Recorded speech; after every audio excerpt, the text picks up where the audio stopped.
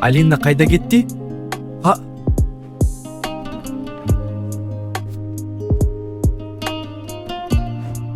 Телефонунду өчүрүп балдар менен кайда кетти?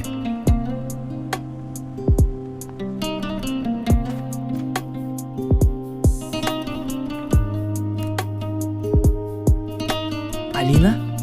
Балдар?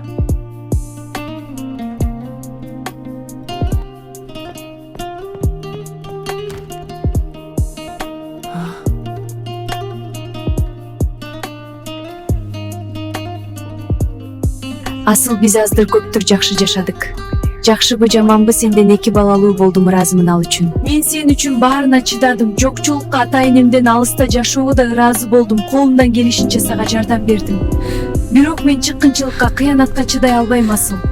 Менден кемчилик кетсе кечир, бизди издебеп. Бирок мен сени башка көргүм келбейт. Жаңы жашоо башта. Бактылуу бол.